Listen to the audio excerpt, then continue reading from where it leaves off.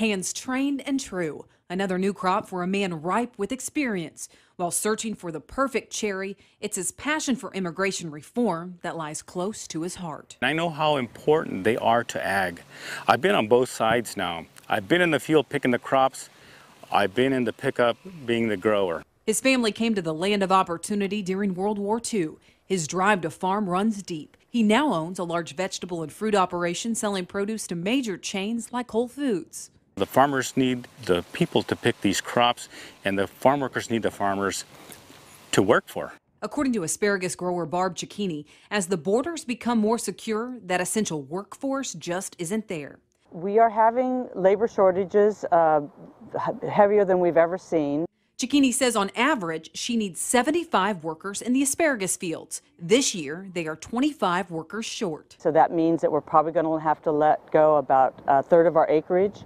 And we have only harvested for about 6 weeks. We usually harvest for 90 to 100 days. The current Senate version calls for a path to citizenship for thousands of undocumented farm workers, and the House isn't releasing many details. That's leaving Cicchini skeptical. She says area farmers need a steady flow of workers coming to the U.S. when the crop is primed for picking. I don't think the immigration reform bill that's there really is going to help us. Just like anything that the government gets involved in, that's going to be so cumbersome and so expensive that we're not going to be growing crops that are going to be labor intensive.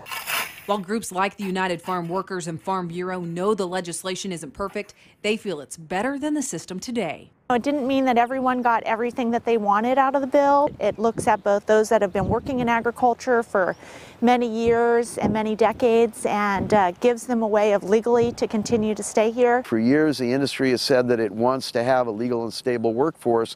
Well, this measure offers them the relief that they seek, and it offers farm workers a future by allowing them to stay in the country and be able to get out from under the vulnerability to abuse that their legal status has plagued them with. UFW would still like to see higher wages. They also want a cap on the number of farm workers given visas each year.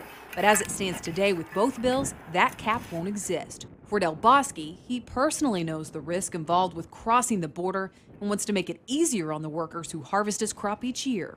They have to risk their lives crossing the desert. They have to pay thousands of dollars that they don't have to people who just get them from here to there.